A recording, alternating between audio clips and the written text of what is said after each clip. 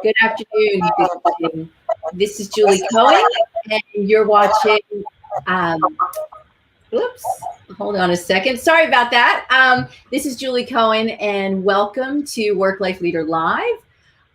This is a discussion with Work Life Leader Live is a discussion with smart people about interesting topics, and I'm really excited about today.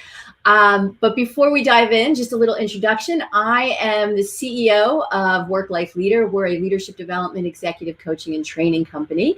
And this platform I've been using over the past couple months to talk about topics on the intersection of work, life, and leadership, which is lots of different angles. So today's topic is going to be strengths, the secret sauce of coaching and leadership. And I'm going to introduce our guest shortly. But want to invite you to stay tuned today, but also we have a lot of interesting conversations coming up. And besides Work Life Leader Live, we have the Work Life Leader Live book group, as well as the Work Life Leader Live coaching episodes. So please stay tuned. And now it's my pleasure to introduce you to Lisa Penn. Hello, Lisa. Good afternoon and good morning to any West Coast individuals. Yeah, I think we have people all over the States and we have some folks from outside of the U.S. So we're excited to have you here and this really interesting topic. So let me introduce Lisa. So Lisa, we're definitely getting some background noise. So I'm going to at times just mute you when I'm talking, but I will unmute you. So don't worry. Okay. So let me share Lisa's background. So Lisa Penn is Director of Coaching at SEI, which is a global financial services firm, headquarters in Oaks, PA, which is not far from me. She's been in the financial services industry for over 25 years. And after hearing a professional coach speak about the coaching profession, Lisa realized her natural inquisitive nature and her ability to see the uniqueness in people were really the talents that she loved using when meeting people. And this began her coaching journey. And then 5 years ago, SEI presented Lisa the opportunity to leave her role as a managing director in one of the market units, and she became the director of coaching for SEI. So I'm gonna unmute you, Lisa. Welcome. And I think the background noise might be a little bit better now. Oh yeah, much better. Okay, I just unhooked my microphone. So it's actually going. Okay, this is excellent. So technology, I know. We're addressing it in real time. And honestly, to me, this is a leadership competency, being able to roll with the punches, go with the flow, deal with problems in real time. So that's right. Awesome. So today we're talking about strengths. So I've known Lisa for some time, and she is definitely my strengths guru, and I come to her to talk about this stuff because a lot of my work with Work Life Leader and our programs are strengths based. Now, Lisa has an expertise with Gallup Strengths, which she's going to be talking about.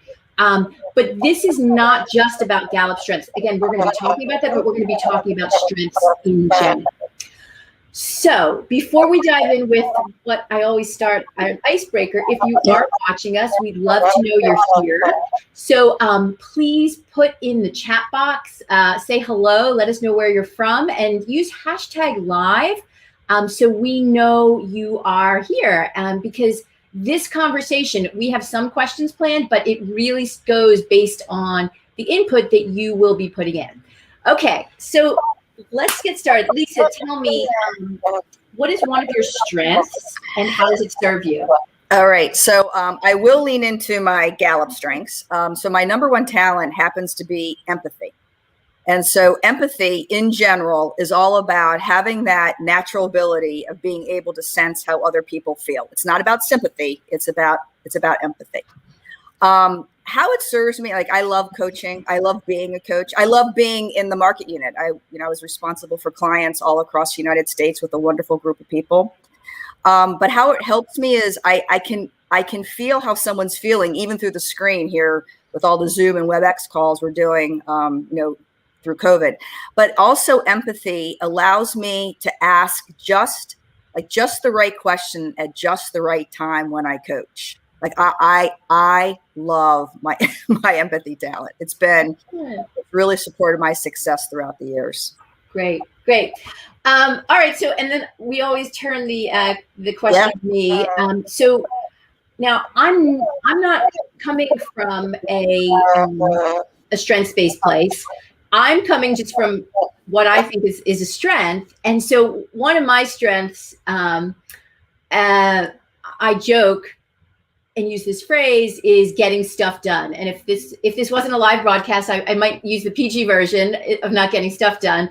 But I have the ability to funnel through a huge amount of content as well as projects and stay very focused, know what's important. I'm really good at prioritizing, and I get a lot of stuff done. And in general, I do it really well. So I know, Lisa, you were going to comment on that strength, because you know my Gallup strengths. I do. So what's interesting about this too is that, Julie, you know, when you're saying that, people might be like, well, yeah, I can do that too. Well, not everybody can do it to that degree. And so, for example, in the Gallup strengths, that talent of being able to like get things done, like just plow through a lot of work, is actually called achiever. It's about stamina. Now, one of the things I just want to be careful about here as we talk is that it's not that I can't get work done, because I certainly have to get work done, but the intensity of that talent is much higher for you. You can probably work, you know, you may start your morning very early. You can work really late into the night. That's a talent that provides a lot of impact in your business. Right. Well, thank you. So let's go. We have a lot of people here today. So I wish I could say hi to, well, you know what? I can. I was going to say, I wish I could say hi to everyone, but hey, I'm facilitating this. I try to say hi to everyone. Say hi to everybody. I want to say hi to Dina from Media PA, Chantel we've got someone from Dallas, Texas. Hello. Oh, that's exciting. And then we have Lisa Proto, who says we love Lisa. So she must be someone from, I assume, SEI. Yes. Bobby Block, Sherry Cohen, no relation, but I know Sherry. We have Jill Goldstone, Julie Donnelly. We have 3 Julies at one time. Oh my gosh, Julie Donnelly, that's great. Yeah, and Cynthia Ann King from Indianapolis. Welcome. So we've got a bunch of the U.S. here, and if you're showing up now, we'd love to know you're here so I can talk to you. But so I want to come to people who are watching live. We'd love to hear what do you identify with as one of your strengths? Whether you've taken Gallup and you know a Gallup strength, but as again, my own strength as how I equate what one of my really strong talents are. Please put in the chat box what is one of your strengths that really serves you. So now I'm going to just go to Lisa with kind of a general question. Why are we talking about strengths? Why are we talking about it today? I mean, it's a great question, because it can be such a big word, and it's like, you know, what are you strong in? And then everyone gets that deer in the headlight look. But you know, one of the things Gallup will tell you, but it doesn't even have to be Gallup. It's just that when you are working in your strength zone, you are never more effective, efficient, or engaged. It's just a fact of life. Just like, for example, we know, like, you know, you have a communication talent. And when you're communicating with your clients or your prospective clients, you're really effective. Yeah. Now it's interesting. So what you're describing, I'll kind of pull, and let's see if I have the book. If I can reach the book, I can't reach it. I don't see where it is, but it's back there. So this book? No, actually a different book, but that's a great one. But what you're describing when you said when people are, you know, acting on their strengths, that sounds like the state of flow, which which has been around for 30 plus years, probably now 40 years, started in University of Chicago. Mihai Csikszentmihalyi is the psychologist who really founded that, and did a lot of research around when we're operating from a place of strengths that we're really, we feel like we're in the zone, things feel timeless, and you know, we can do a lot of things. That's another great way to say it, because, like, for example, when I'm coaching, like, all my talents are getting pulled up, and I'm totally in the flow, and I could probably coach for like 5 hours straight. I mean, I'd be tired, right, but I could coach for 5 hours straight. Yeah. Another individual, if they, you know, obviously coaching is a competency and you're called to it, but if somebody else, for whatever reason, had 5 back-to-back meetings, in-person meetings, that could be that could be kryptonite for them. That they couldn't do it.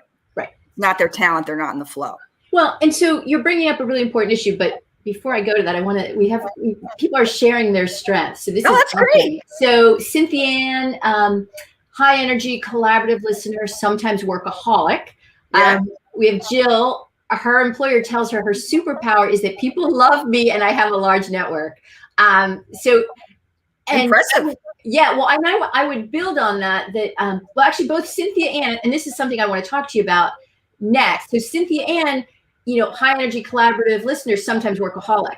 And then Jill, people love me. I have a large network. The issue when Cynthia Ann mentions workaholic, so my gut tells me sometimes when we overuse our strengths, we can get to a deficit or an impact that's not necessarily stop serving us. What are your thoughts on that? Yes, and that does happen. I mean, there's that old adage, my biggest strength can be my biggest weakness. But I think what's so fascinating about this conversation, whether you just know your strengths intuitively or you do happen to have your Gallup top 5 is the awareness piece is critical. It's critical. When you know what you naturally bring to the table, what your strength is, what your superpower is, fill in the blank, then it's a lot easier to have a conversation, a respectful conversation, whether it be with a colleague, a peer, a manager, a coach, to be like, okay, I'm really good with networking, but how can this get in my way? Is this getting in my way where I spend 4 hours of the day catching up with everybody on a weekend? But then, we're all professionals here. You've got to be able to address that situation and say, okay, what makes me really great can potentially get in my way. And having that blind spot conversation, when you know that blind spot is coming from actually a place of like really authentic power, it's a lot easier to address and your defenses come down a little bit. Okay. It's so funny. You say there's so many interesting things. I'm going to go on a tangent somewhere and we have to go back to comments, but so that awareness of strengths, I think is important. Exactly why you said, and there's also a lot of people who don't own their strengths, and knowing their strengths can really shift how they view themselves, how they interact, and kind of how they come to challenges, conversations, difficult situations. Yeah. So are you saying like if people aren't aware of their talents, they get a little challenged or clogged themselves? Like, how do I get through this? No, I agree. And that's one of Julie, you and I had talked about when we were prepping for this is like, why is this helpful in coaching too? But that is true, is that, I always start with the person. I have to start with the person. It doesn't matter if it's a 21-year-old or a 61-year-old. I got to start with the person. And then when you do have when you understand your talents, understand, how do you lean in naturally, whether it be an execution or thinking or whatever mode, is that you then it's almost like, okay, now I can create a plan. I can create a plan that works for me. So, how you get work done. But if you have to really think, like say you're having a big strategic meeting about where you're going to take your business, well, then that might be a lot different than maybe how I would do it. But if you know that you think better with a strategic partner, you're going to go get that strategic partner. For sure. All right. So let me get to a couple more comments and then we'll see where this takes us. So, Julie Donnelly shared she shared some Gallup strengths. Yep. She said, I'm an achiever too, as well as a learner, maximizer, relator, and strategic. Yes. I know Julie's talents. Yes. And then Bobby Block, leadership, presence, and group facilitation. I can get folks to engage and interact, which I can vouch for. Bobby is actually full disclosure, Bobby is one of our subject matter experts at Work Life Leader, and she does an amazing amount of training and really works fantastic. Cynthia Ann, lifelong learner, passionate about development, strong platform, delivery skills. And okay, so those are people sharing some strengths. Some other comments that it's interesting. Julie Donnelly said, if I'm not playing with my strengths, it feels bad. It feels bad. Oops, sorry about that. Can you repeat that? Wait, are you saying to me? Yeah. You said when I responded, it feels bad. Yeah. So Julie said to you that if she's not playing to her strengths, she feels bad. So I think what's interesting about that is that, we do need to own what we do well, but there's still something called life. There are times that we do need to acquiesce, and we've got to kind of dig into something where we're maybe not naturally good at in order to, address a work or life situation. But I think what's important is that you kind of want to find that 80-20 rule is when, 80% of the time, am I leaning into what I'm naturally good at? And I think this goes back to, again, is just having that awareness. The talents aren't good or bad. The talents are really agnostic, so to speak. It's that we bring the characteristics to those talents. Yeah. So let me ask a question with that. Is how do you figure out your strengths? And do it from a Gallup standpoint and a non-Gallup standpoint. Yeah. So, I'll tell you, full disclosure, look, I love Gallup. Many people on the call may know of Gallup. It's really an assessment that, quite frankly, the investment it far outweighs, or the investment you pay, what you get back far outweighs the actual price of taking the assessment. It helps tremendously if you do take the assessment, only because it gives you those talents, and some of the people here on the call are, giving them back to you, but it gives you that lexicon. It gives you that description. It gives you something to hold on to. So many times after somebody gets their talents, they'll say to me, oh my God, I've always known this, but I haven't been able to verbalize it. It's almost like this big affirmation hour after somebody sees the talents. If you prefer not to go down that path, whatever, I think it's always good to then, really get with a trusted colleague or family member and have them maybe mirror back to you.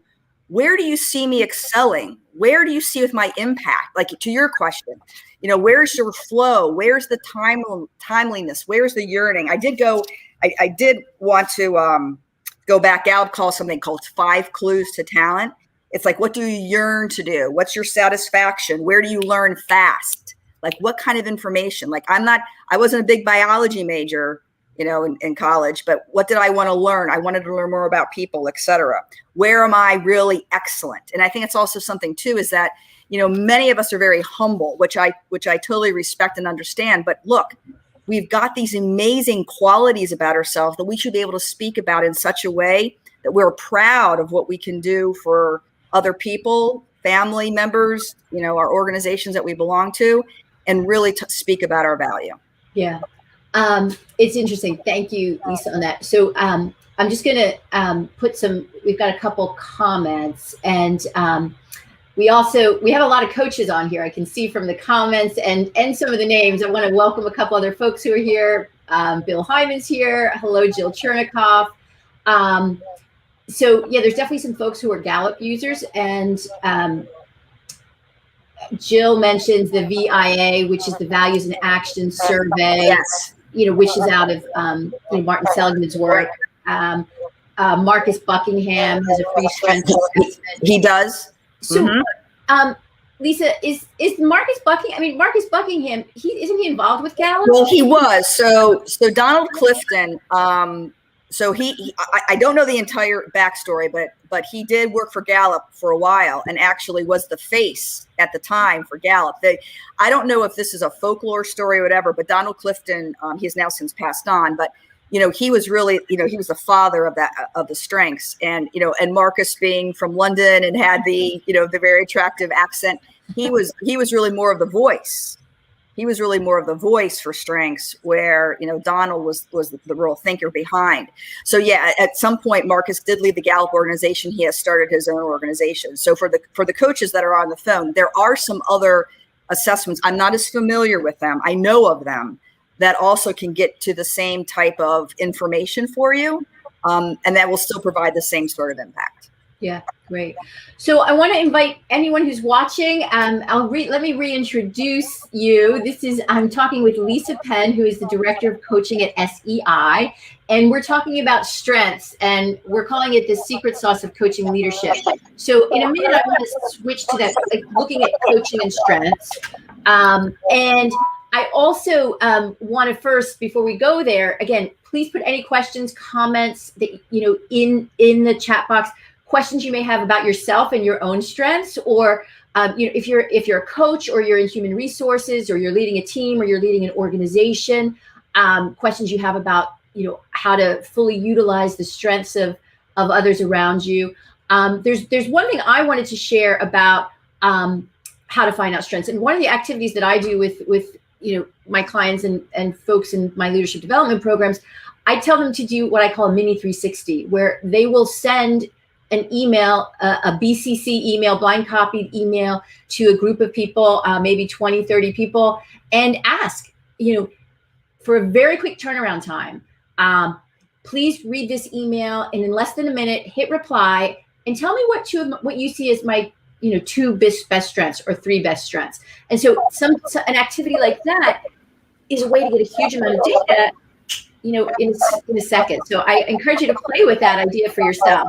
Or you can use it with others if you're a coach and you want to play with that. Thoughts on that, Lisa? Well, first of all, it's a very nice representation of your talents. I can see your talents just spilling out there. But yeah, I mean, validation from other people is huge. I mean, you'd like to think that the majority of what comes back, all that information is going to complement each other. Because, and it's true, a lot of times we can't quite see sometimes that value. But people that work very closely with us, or close family members or friends, they can. So I am a big proponent of getting information out. And I will tell you, when we do 360s at SEI, and somebody has taken their talents, almost every single time, the things that they do well that are mentioned in the 360, I can tie back immediately to one of their top 5 talents. Great.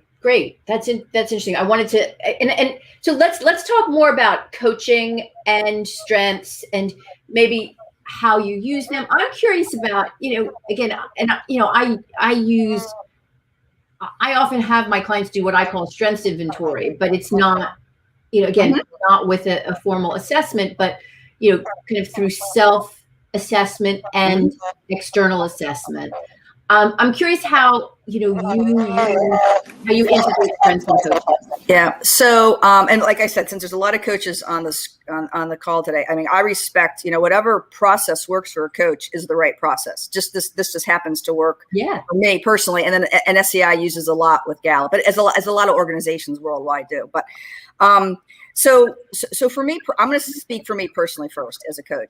I coach the individual first. I mean, no matter what he or she brings to the table, whatever position they might have in life, I coach them.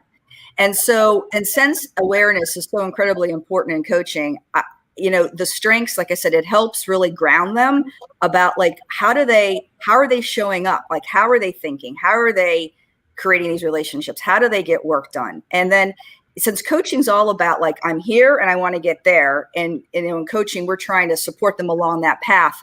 When I understand what their talents are and how they kind of where they lean as it relates to, doing their daily work, it's a lot easier for me to ask those questions, et cetera, to support them on their process in order to achieve where they want to go. I had heard somebody say once, we don't come with instruction manuals as people. We don't show up with them. I'm sure there are many times many of us wish we had one for ourselves and maybe, whoever we're dealing with. Again, strengths is not the end all be all. There's a ton of assessments out there. I get it. But boy, does it help really focus people and ground people about kind of who they are, where they're going, and really what their natural impact is. Right. So I'd love to hear, again, coaches or other folks who are using strengths, either Gallup or others, and how you use it in your work and how you help facilitate growth and development, with people you're working with when you take a strengths approach. What I find one of the things that I think is really interesting is, and Lisa, just so you know, when I'm talking, I'm muting you just because I'm still getting background. So I'll unmute you as soon as I'm done talking. So one of the things that when a client is stuck or has a challenge that they're not necessarily feeling as able to address, sometimes I'll ask as a coaching question, how can you use your strength in X to apply it in this situation? Absolutely. As a matter of fact, I just had this past week. I'm coaching a fabulous leader at SEI, and they're working through some normal challenges. And you ask that question, what's working, what could work better, and then as she started to develop some plans about what could work better. I mean, it was obvious that I could take what she was saying and connect it right back to her talents. And then what happens when you do that? And so what happens is then she has the ability to create what's the next action because it's so natural for her. I'll give you a more specific example. I was coaching a gentleman who, again, wanted to, there was some work that he wanted to do within his role, and he happens to have restorative as a talent. And restorative is all about naturally fixing things. They're really good. People who have restorative, I tell you, if there's a problem at work, you go grab somebody who has restorative and they're like right on it. So I said to him, let me ask you a question. I said, using your restorative talent, tell me what you want to do. Tell me what the next best thing is for you to do. And Julie, within a nanosecond, he came up with 3 things. Because I ignited something in his head. He knew, it's almost like he knew what to do. I just had to ask the question. And then those processes are so natural for him. He's more apt to do it. I mean, I think for the coaches that are on the phone and for anyone here is that if you try to tell somebody how to do something that's not natural for them, chances are they're not going to do it. If they determine their own next steps, they are more apt to follow that because why not? It makes sense. It's easy for them. It's in their strength zone. So awesome. So I have another question for you, and I'm curious how how you do it, with Gallup and SEI. But again, this is something I think of in the context of all strengths. How does this show up with teams or colleagues who work together? I'm going to unmute you. I don't know if you can see when I mute you and unmute you. Okay. So, so everyone who's watching, excuse the technical issues. We're kind of going with it. So let me finish the question, then I'll unmute you and I'll be quiet. So how do you, whether it's, team members or, collaborators, how do you use strengths and identify them, and talk about them? I'm curious how it works tactically. Okay. So full disclosure, I am going to talk about it from the Gallup perspective. Yeah. Because in that way you've got data. To be quite honest with you, it's like having business intelligence on yourself. So the way, the way we do it at SEI and where it works really well is that I usually work with the leader first and we ascertain his or her talents. And then about 9 times out of 10, Julie, they're like, oh my God, I can't believe, this nails me. And so the more we talk about it, he or she will say to me, this is so me. And then they understand what they need to be successful. So then I'll say to them, if this is you and this is what you need to be successful, it's the same thing for your team members.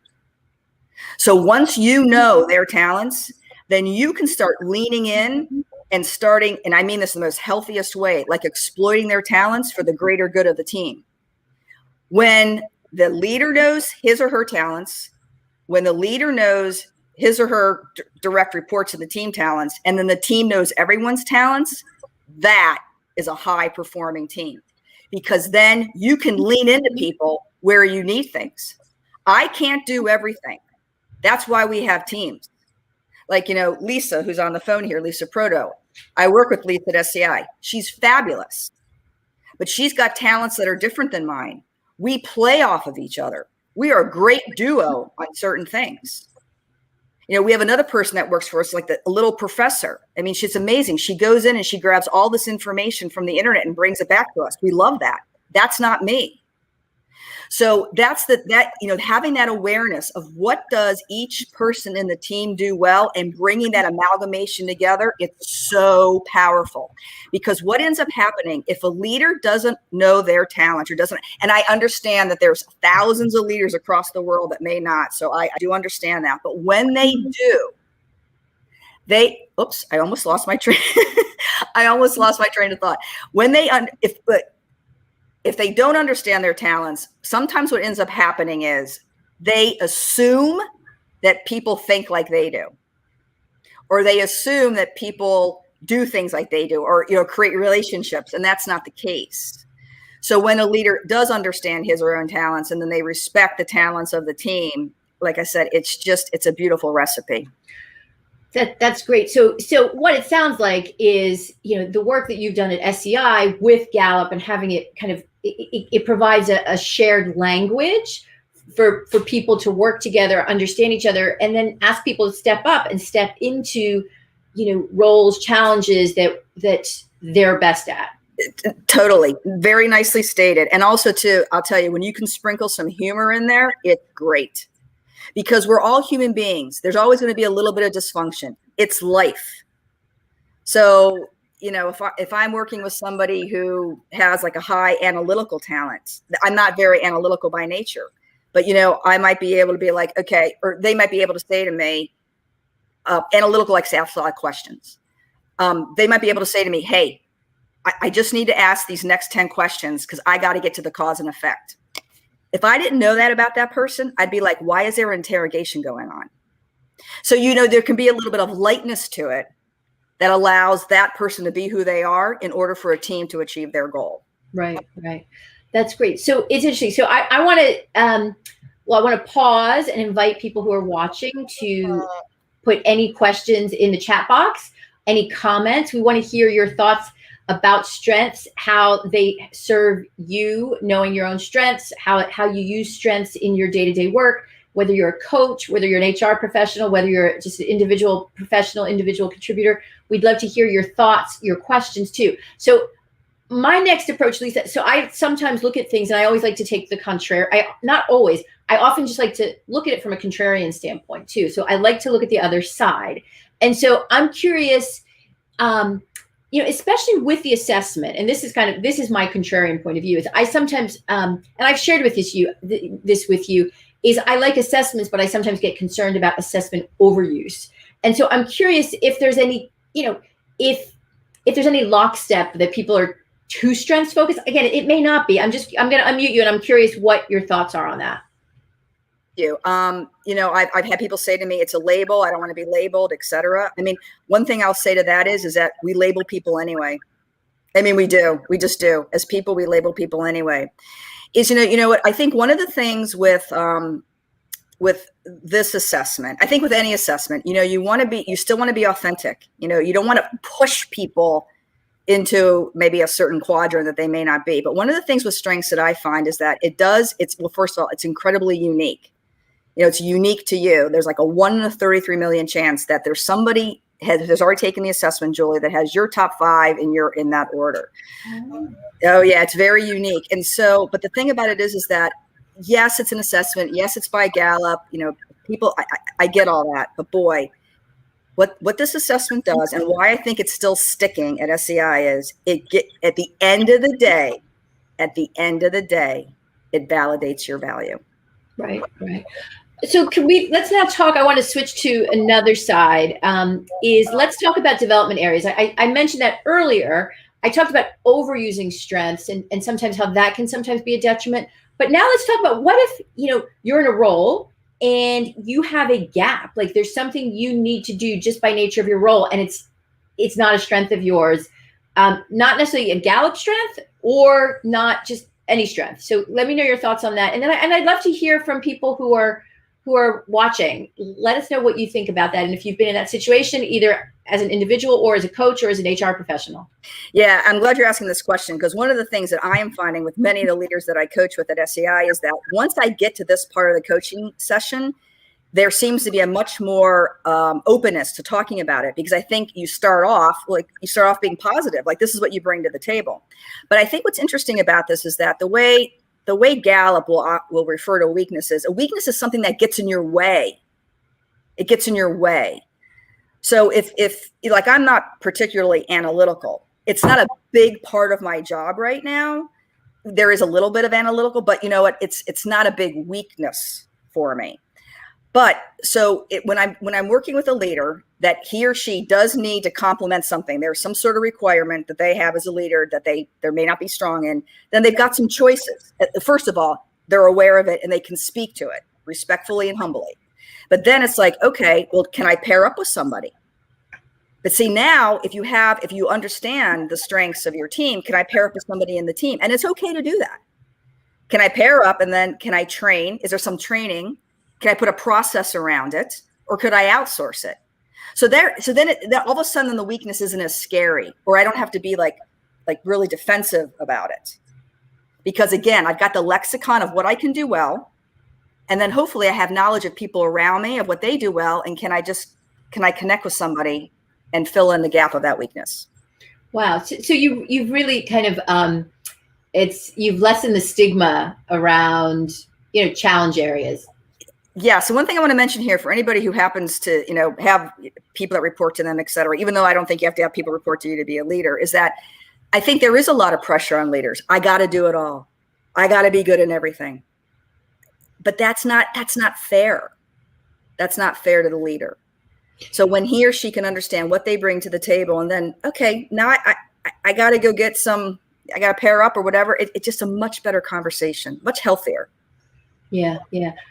We've got a great question. Let me read it to you. Okay. And I'll also post it so you can see it. So this comes from Bill Hyman, who is a coach. And he says, many high achieving leaders want to gloss over their strengths in a coaching relationship and want to focus only on their development areas. And I think Bill, when he's talking about strengths, he's meaning kind of more, not Gallup strengths, but just strengths in general.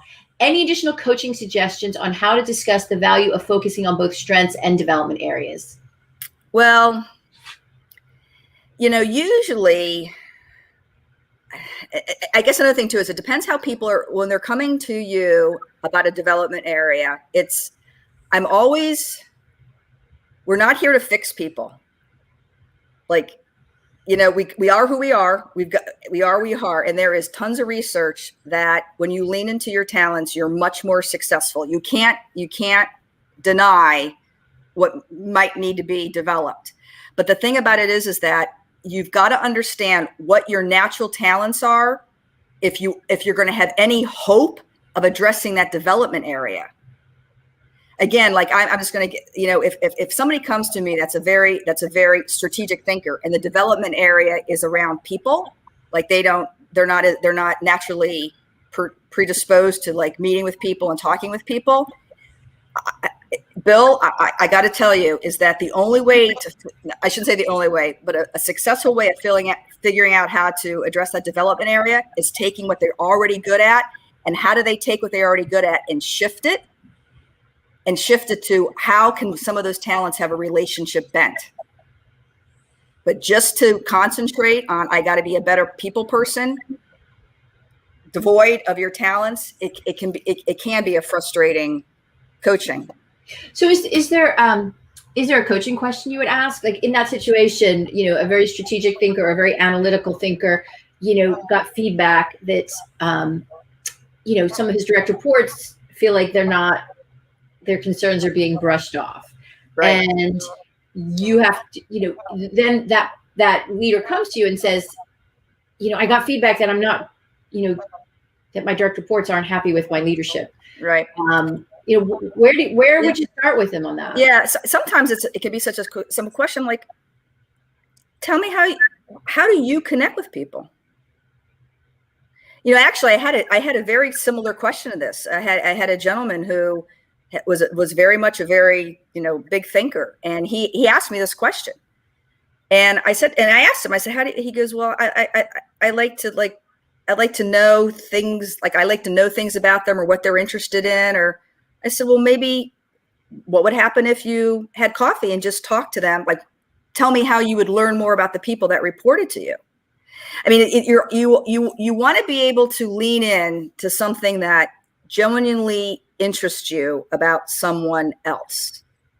And I think we have to be frank for the coaches that are on the call here is that, if you're dealing with a leader who the people side is maybe not natural at all or uncomfortable, then that's a much different coaching conversation.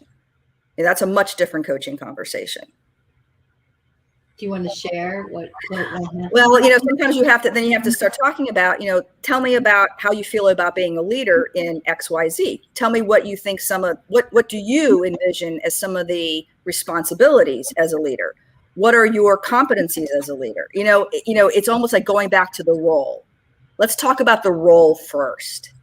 And what does this company, organization, what do they expect from you? How do you see yourself fulfilling those responsibilities? Yeah. I mean, that makes sense. In response to Bill's question from a non-Gallup standpoint, I mean, kind of the things that I do is, through my coaching work, ideally, I've helped the leader quantify some of their strengths.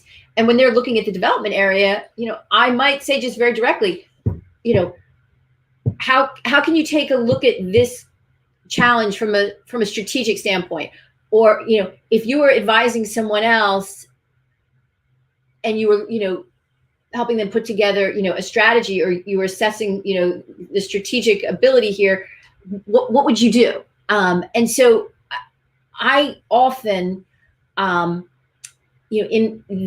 some of the initial foundational work is, what are your strengths? What muscles do you like to use? And so, if that language is readily involved in your coaching, then you can look at the development areas from a lens of strength. Yep.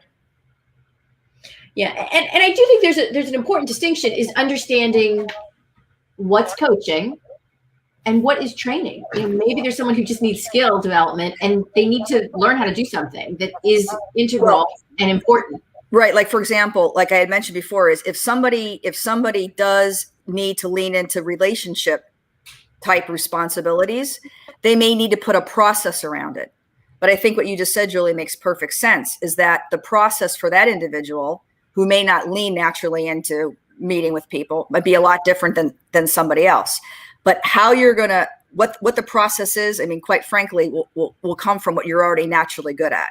Right. And if that individual is going to keep that process up, he or she's really got to find something that works for them. And if it's going to work for them, it's got to somehow be fueled by what they're naturally already good at. Yeah, that's great.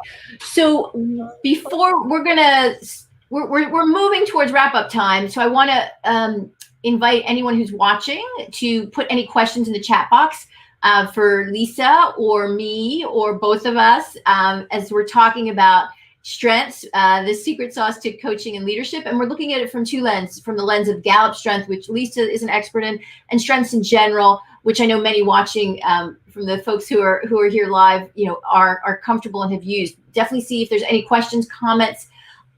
And then my final question to you, Lisa, as we wrap up is to really look at what I call the big rock. So what are the big takeaways as people are continue to explore strengths? What should they be taking away and thinking about? I think one of the biggest takeaways, and Julie, it doesn't matter. It doesn't matter if it's Gallup or VIA or the Marcus Buckingham. It really doesn't matter. Or you get a 360 back with wonderful affirmation about what you bring to the table, is go find out. Go find out. Do the work. Find out what you're naturally good at. Because from there, that's where you're going to derive and understand your impact. And from your impact, you're going to see your value. Oh, you just mentioned, that was going to be the last question, but you said something I think is really important that I want to, you said naturally good at. Now, I'm curious if that's through the lens of Gallup or not. And then let me tell you what the following question is, and I'll unmute you, is sometimes we're naturally good at something, but we don't necessarily want to do that. And so is there any thoughts on that? Say not want to do it. Tell me a little bit more. Well, I'm thinking more of, I've had many clients over the years who might have a strength that they are, you talked about, you're not analytic, but they're very analytical, and, and maybe they're really good with spreadsheets and numbers, and they've been in data work, but their passion is people, and they want to do more, something more relationship based, and they want to stop using that. So where does that fall? Okay. Well, so one of the things is that this is a great question, is that the strengths the strengths never tell you what you're going to do in your life. They just tell you how you're going to do it. Okay. At least from a Gallup perspective. And I'd like to even think that, even if somebody says, you're amazing about how you can take a snarly problem and figure it out, So I think that's really important, is that, thank God there's no assessment on earth. Well, I shouldn't say that, is that our interest does. Thank goodness, we can bring our interest to the table. And so it's a magical combination of interest, of where we want to go, and our talents. So if you've got somebody who's an accountant doing spreadsheets and wants to work with people, that's great. But how they work on those worksheets, I'll bet you, Julie, they're still going to take that how and bring it in to when they start working with people. Okay. So maybe there's something where they connect the dots as an accountant, and they'll connect the dots when they work with people. Right. So I think one of the distinctions you're making is that we have kind of some the word isn't inbred.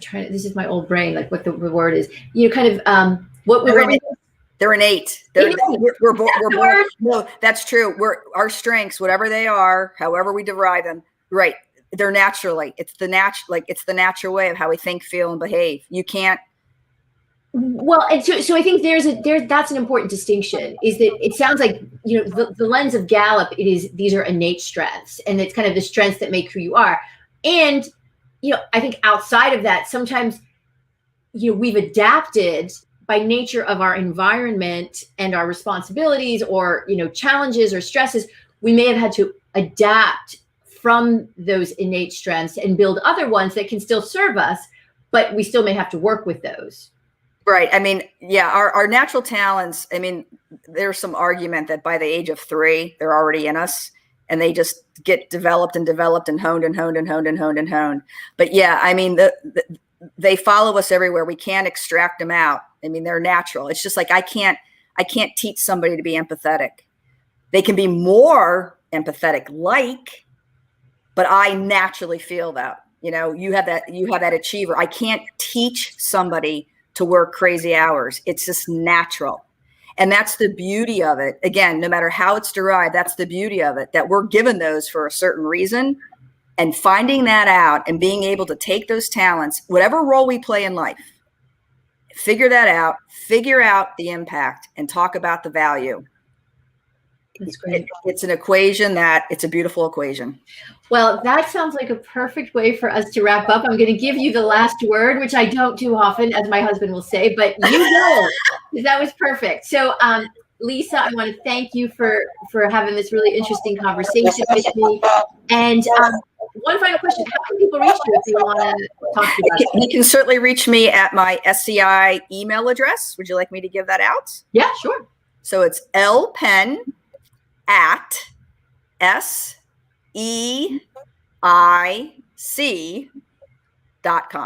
Okay, well, we'll put that in. I can put that in the chat here, and we'll link to some other things. And you can obviously always connect with you on LinkedIn. That's fine. Lisa loves talking about strengths. So I love it. Thank you so much, Lisa. And thanks to everyone who's been watching live. We loved hearing your comments and learning about your strengths, and keep using them. Yes. Thank you, everybody. And thank you so much, Julie, for having me. I really appreciate it. Excellent. Take care.